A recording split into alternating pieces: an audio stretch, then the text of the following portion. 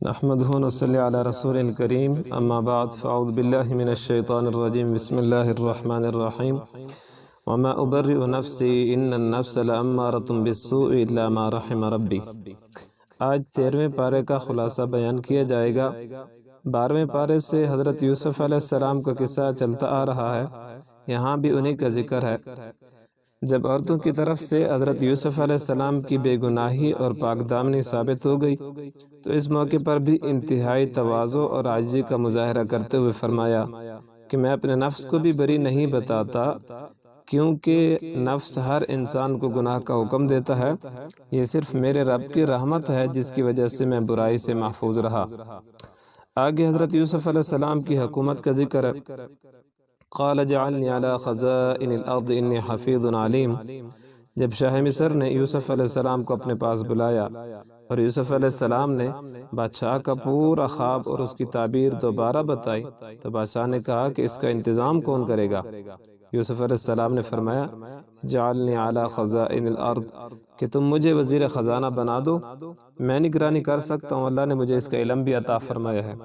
کچھ عرصے کے بعد بادشاہ نے حکومت کے تمام اختیارات یوسف علیہ السلام کو سونپ دیے اور ان کے ہاتھ پر اسلام بھی قبول کر لیا۔ آپ نے بہت عمدہ طریقے سے انتظامات فرمائے۔ یہ بات یاد رہے کہ آپ کا عہدہ مانگنا اس وجہ سے تھا کہ اگر کسی نااہل کو عہدہ مل گیا تو کہیں وہ اس کو ضائع نہ کر دے۔ نبوت کا عہدہ اتنا بڑا ہے کہ اس کے ملنے کے بعد کسی عہدے کی خواہش اور ضرورت نہیں رہتی، اور ایک نبی کو کسی عہدے سے کیا غرض؟ تو لہٰذا اس شک اور شبے کو دور کرنا چاہیے کہ حضرت یوسف علیہ السلام نے عہدہ مانگا اس لیے کہ کوئی نااہل نہ آ جائے۔ پھر آگے اللہ تعالیٰ نے ذکر فرمایا وَجَاءَ إِخْوَةُ يُوسُفَ وَدَخَلُوا عَلَيْهِ فَعَرَفَهُمْ وَهُمْ لَهُ مُنْكِرُونَ۔ جب یوسف علیہ السلام خزانے پر متعین ہو گئے، اس وقت یہ طے کیا گیا کہ قحط کی وجہ سے ہر آدمی کو ایک خاص مقدار میں غلہ دیا جائے گا۔ یوسف علیہ السلام کے بھائی بھی آئے اور آپ کا سب سے چھوٹا بھائی بنیامین ساتھ نہیں تھا۔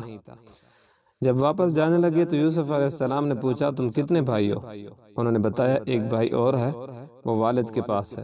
یوسف علیہ السلام نے فرمایا آئندہ اس کو بھی لانا، اگر نہ لائے تو تمہیں غلہ نہیں دوں گا۔ ان کی واپسی کے وقت یوسف علیہ السلام نے ان کے پیسوں کو انہی کے سامان میں رکھوا دیا اور ان کو پتہ بھی نہ چلا۔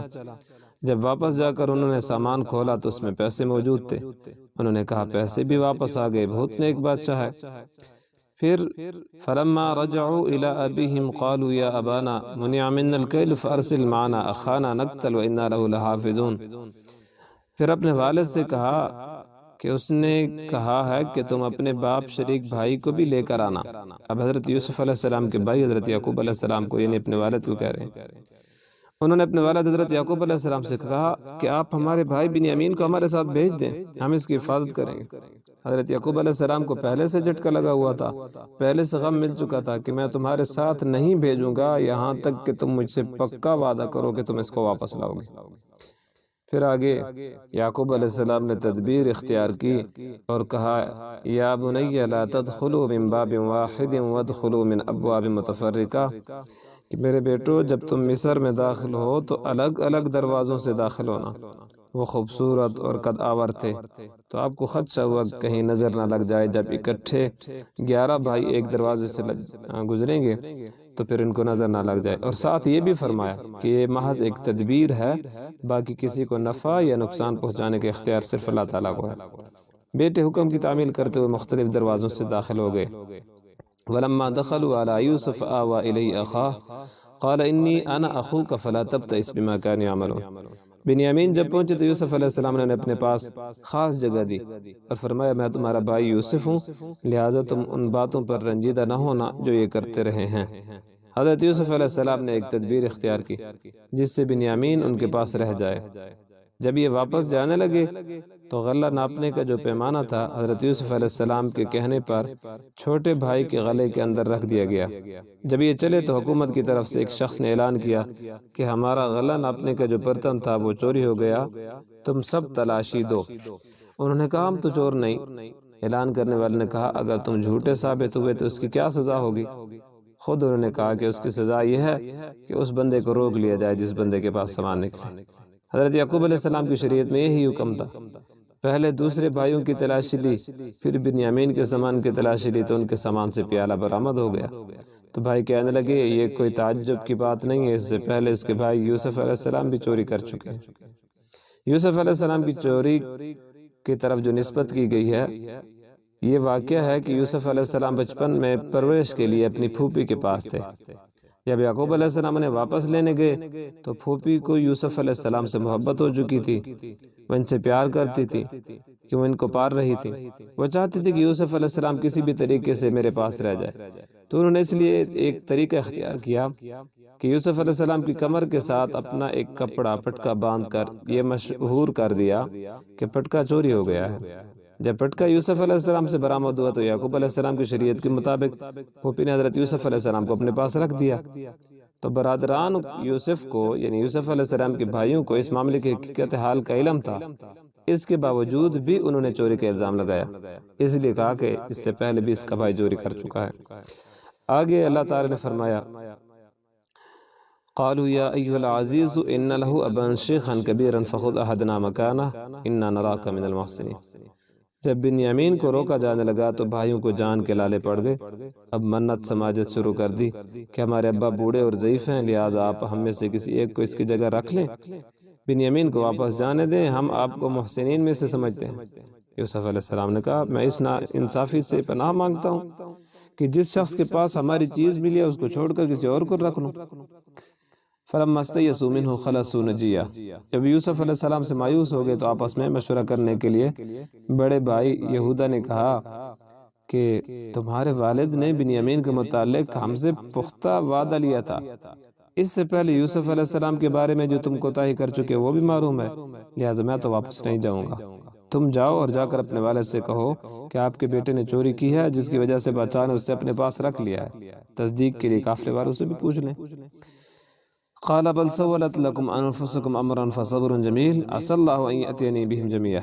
حضرت یعقوب علیہ السلام نے بیٹوں کی بات سن کر وہی جواب دیا جو یوسف علیہ السلام کے متعلق دیا تھا، اور فرمایا میں صبر کروں گا، کچھ دور نہیں کہ اللہ تعالیٰ ان سب کو میرے پاس لے آئے، اور کہا میں اپنے رنج و غم کی فریاد اللہ تعالیٰ سے کرتا ہوں۔ پھر حضرت یوسف علیہ السلام کے بھائیوں کا تیسرا داخلہ مصر کے اندر ہوا۔ فلما دخلوا علیہ قالوا یا ایھا العزیز مسنا واہلنا الضر وجئنا ببضاعة مزجاة فاوف لنا الکیل وتصدق علینا۔ جب بھائی واپس یوسف علیہ السلام کے پاس پہنچے تو کہا ہمارے گھر والوں پر سخت مصیبت آ پڑی ہے، ہم معمولی سے رقم لے کر آئے ہیں، آپ ہمیں غلہ پورا دے دیں اور مہربانی کا معاملہ فرمائیں۔ اب یوسف علیہ السلام نے پوچھا کہ تمہیں معلوم ہے تم نے یوسف علیہ السلام اور اس کے بھائی بنیامین کے ساتھ کیا معاملہ کیا تھا؟ یوسف علیہ السلام کے واقعے کو یہاں تک 40 سال گزر چکے تھے۔ بھائیوں نے سوچا کہ بادشاہ کو یوسف علیہ السلام کے بارے میں کیسے علم ہو گیا؟ تو بھائی کہنے لگے کہ آپ یوسف ہیں؟ یوسف علیہ السلام نے فرمایا جی میں یوسف ہوں اور یہ میرا بھائی بنیامین ہے۔ اب کے بار یوسف علیہ السلام نے ساری حقیقت حال بیان فرما دی۔ بھائیوں نے اپنی غلطی کا اعتراف کیا۔ یوسف علیہ السلام نے فرمایا لا تثریب علیکم اليوم، آج تم پر کوئی ملامت نہیں ہوگی۔ پھر حضرت یوسف علیہ السلام نے اپنی قمیض ان کے حوالے کی کہ والد صاحب کو یہ قمیض دے دینا، ان کے چہرے پر ڈال دینا۔ اذهبوا بقمیصی هذا فالقوه على وجه ابی یأتی بصیرا واتونی باہلکم اجمعین، کہ میرے والد محترم کے چہرے پر یہ قمیض ڈال دینا، اس سے ان کی بینائی واپس آ جائے گی، اور والدین سمیت پورے خاندان کو مصر لے آنا۔ قافلہ بھی شہر سے نکلا ہی تھا کہ ادھر حضرت یعقوب علیہ السلام نے اپنے پاس بیٹھے ہوئے لوگوں کو کہا کہ میں تو حضرت یوسف علیہ السلام کی خوشبو محسوس کر رہا ہوں۔ جب حضرت یوسف علیہ السلام کے بھائی اور پہنچے ادھر اور قمیض حضرت یعقوب علیہ السلام کے چہرے پر ڈالی تو ان کی بینائی واپس آ گئی۔ پھر حضرت یوسف علیہ السلام کے بھائیوں نے سارا قصہ سنایا کہ یوسف علیہ السلام مصر کے ملک کے بادشاہت کے عہدے پر فائز ہو چکے ہیں۔ پھر ان خاندان سمیت سارے بھائی حضرت یوسف علیہ السلام کی چوتھی مرتبہ ان کا داخلہ تھا مصر کے اندر۔ فلما دخلوا علی یوسف آوى الیہ ابویہ، حضرت یعقوب علیہ السلام کی قیادت میں پورا خاندان کنعان سے مصر کی طرف روانہ ہوا۔ جب وہاں پہنچے تو یوسف علیہ السلام ان کے استقبال کے لیے شہر مصر سے باہر تشریف لائے۔ والدین سے ملاقات ہوئی تو ان کا خاص اکرام کیا اور انہیں تخت پر بٹھایا، وہ سب ان کے سامنے سجدے میں گر پڑے۔ حضرت یوسف علیہ السلام نے فرمایا ابا جان یہ میرے خواب کی تعبیر ہے جسے رب تعالیٰ نے سچ کر دکھایا۔ یہ سجدہ یا تو اللہ تعالیٰ کا شکر بجا لانے کے لیے تھا کہ یوسف علیہ السلام مل گئے ہیں، یا سجدہ تعظیمی تھا جو کہ حضرت یوسف علیہ السلام کی شریعت میں جائز تھا۔ آگے اللہ تعالیٰ نے نبی کریم صلی اللہ علیہ وسلم کی نبوت کی دلیل بیان کی ہے، ذَلِكَ مِنْ أَنْبَاءِ الْغَيْبِ نُوحِيهِ إِلَيْكَ وَمَا كُنْتَ لَدَيْهِمْ إِذْ أَجْمَعُوا أَمْرَهُمْ وَهُمْ يَمْكُرُونَ۔ شروع صورت میں یہ بات بیان کی جا چکی ہے کہ یہودیوں نے آزمائش کے لیے نبی کریم صلی اللہ علیہ وسلم سے یہ سوال کیا تھا کہ اگر آپ سچے نبی ہیں تو ہمیں بتائیں کہ یعقوب علیہ السلام کی آل کنعان سے مصر کیسے منتقل ہے۔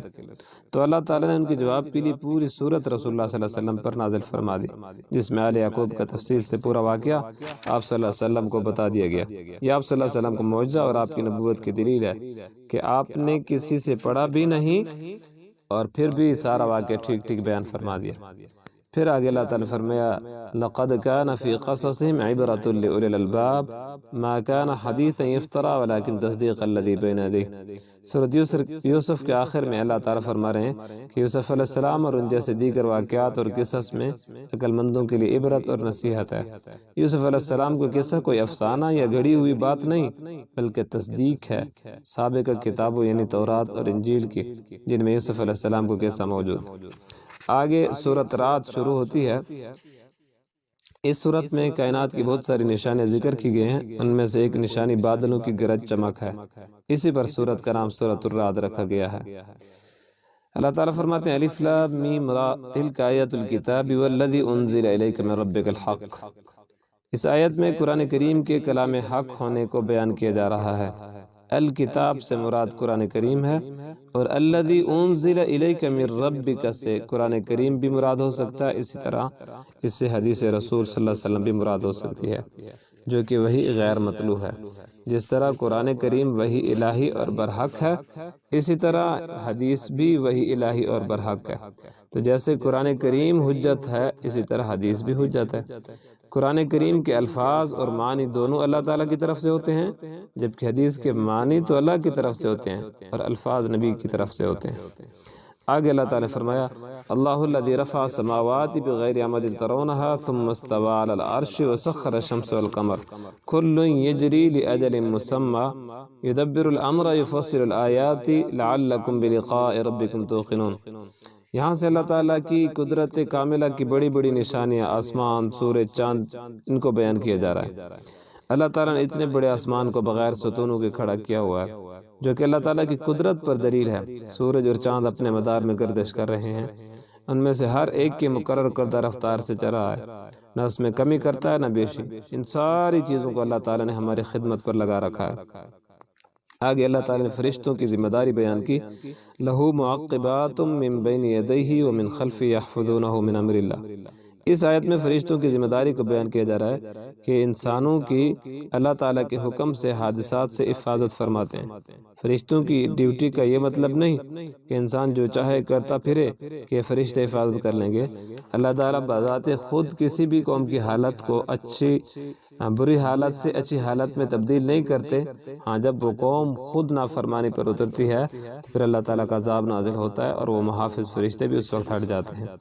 پھر آگے اللہ تعالیٰ نے حق اور باطل کی مثال دیتے فرمایا انزل من السماء ماء فسالت اودية بقدرها فاحتمل السيل زبدا رابيا ومما يوقدون عليه في النار ابتغاء حلية او متاع زبد مثله كذلك يضرب الله الحق والباطل۔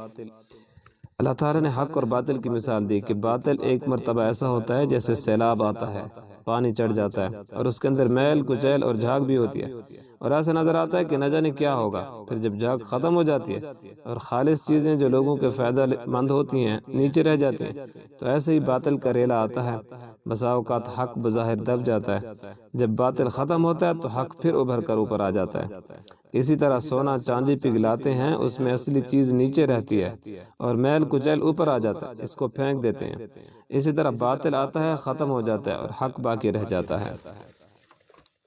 تو اس لیے اللہ تعالیٰ نے یہاں پہ حق اور باطل کی مثال کو یہاں پہ پیش کیا ہے کہ وقتی مشکل سے بندے کو متاثر نہیں ہونا چاہیے۔ حق حق ہے اور وہ اپنی طاقت دکھاتا ہے، حق اپنا راستہ خود بھی بتاتا ہے۔ آگے اللہ تعالیٰ نے متقین کے اوصاف بیان کیے، الذین یوفون بعہد اللہ ولا ینقضون المیثاق، کہ اللہ تعالیٰ سے کیے ہوئے وعدوں کو پورا کرتے ہیں اور معاہدے کی خلاف ورزی نہیں کرتے، جن رشتوں کو اللہ تعالیٰ نے جوڑنے کا حکم دیا انہیں جوڑتے ہیں، اپنے پروردگار سے ڈرتے ہیں، حساب کے برے انجام سے خوف کھاتے ہیں، اللہ کی رضا کی خاطر صبر سے کام لیتے ہیں، نماز قائم کرتے ہیں، جو ہم نے انہیں رزق عطا کیا ہے اس میں سے خفیہ اور اعلانیہ خرچ کرتے ہیں، بدسلوکی کا دفاع حسن سلوک سے کرتے ہیں۔ آگے اللہ تعالیٰ نے کفار کے مطالبے کا جواب دیتے ہوئے فرمایا، وَيَقُولُ الَّذِينَ كَفَرُوا لَوْلَا أُنزِلَ عَلَيْهِ آيَةٌ مِّن رَّبِّهِ قُلْ إِنَّ اللَّهَ يُضِلُّ مَن يَشَاءُ وَيَهْدِي إِلَيْهِ مَنْ أَنَابَ۔ نبی کریم صلی اللہ علیہ وسلم کو بہت سارے معجزات دیے گئے تھے، لیکن کفار فرمائشی معجزات کا مطالبہ کرتے، جب ان کا مطالبہ پورا نہ ہوتا تو وہ کہتے کہ محمد صلی اللہ علیہ وسلم پر ان کے پروردگار کی طرف سے کوئی نشانی کیوں نہیں اتاری گئی؟ یا اللہ تعالیٰ فرمایا کہ ان کے مطالبات ان کی گمراہی کی دلیل ہیں۔ فرمایا اگر ان کے فرمائشی معجزات پورے ہو جاتے تو یہ پھر بھی ایمان نہ لاتے۔ آگے پھر اللہ تعالیٰ نے نبی کریم صلی اللہ علیہ وسلم کو تسلی دی، وَيَقُولُ الَّذِينَ كَفَرُوا لَسْتَ مُرْسَلًا قُلْ كَفَىٰ بِاللَّهِ شَهِيدًا بَيْنِي وَبَيْنَكُمْ وَمَنْ عِندَهُ عِلْمُ الْكِتَابِ، کہ اللہ کے نبی صلی اللہ علیہ وسلم کو کفار کہتے کہ آپ رسول نہیں ہیں، تو اللہ تعالیٰ تسلی دے رہے ہیں کہ آپ ان کی پرواہ نہ کریں، اللہ تعالیٰ بذات خود آپ کی رسالت کے گواہ ہیں اور اہل علم بھی گواہ ہیں۔ آگے سورت ابراہیم شروع ہوتی ہے، اس میں حضرت ابراہیم علیہ السلام کا قصہ بیان ہے، اسی لیے سورت کا نام سورت ابراہیم رکھا گیا ہے۔ الف لام را کتاب انزلناہ الیک لتخرج الناس من الظلمات الی النور باذن ربهم الی صراط العزیز الحمید۔ سورت کی ابتدا میں قرآن کریم کو نازل کرنے کی حکمت کو بیان کیا گیا۔ آپ صلی اللہ علیہ وسلم لوگوں کو ان کے پروردگار کے حکم سے اندھیروں سے نکال کر روشنی میں لے آئیں، یعنی اس ذات کے راستے کی طرف جس کا اقتدار سب پر غالب ہے۔ آگے اللہ تعالیٰ نے فرمایا، وَمَا أَرْسَلْنَا مِن رَّسُولٍ إِلَّا بِلِسَانِ قَوْمِهِ لِيُبَيِّنَ لَهُمْ۔ کفار مکہ کو اعتراض تھا کہ قرآن کریم عربی زبان میں کیوں نازل ہوا ہے، کسی اور زبان میں ہوتا تو اس کا معجزہ ہونا بھی ظاہر ہوتا۔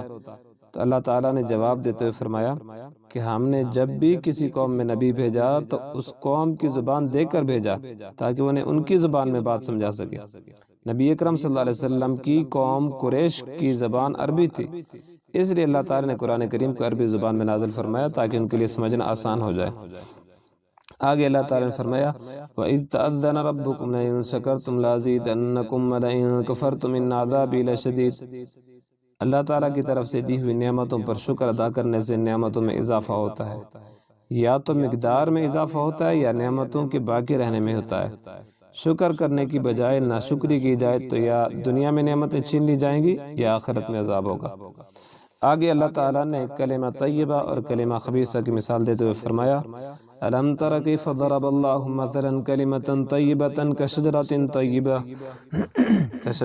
طَيِّبَةٍ أَصْلُهَا ثَابِتٌ وَفَرْعُهَا فِي السَّمَاءِ۔ کلمہ طیبہ سے مراد کلمہ ایمان اور توحید ہے، کلمہ خبیثہ سے مراد کفر اور شرک کا کلمہ ہے۔ فرمایا کلمہ طیبہ اس پاک درخت کی طرح جس کی جڑیں مضبوط ہوں اور اس کی شاخیں آسمان کی طرح بلند ہوں اور وہ پھل بھی خوب لاتا ہے، اس سے مراد کھجور کا درخت ہے۔ اور کلمہ خبیثہ اس پودے کی طرح ہے جو زمین کے اوپر سے ہی اکھاڑ لیا جاتا ہے، اس کا زمین میں کوئی استحکام اور جماؤ نہیں ہوتا، یعنی اسے اکھاڑیں تو فوراً اکھاڑ آتا ہے۔ اس سے مراد حنظل یعنی اندرائن کی بیل ہے جس کا پھل سخت کڑوا ہوتا ہے۔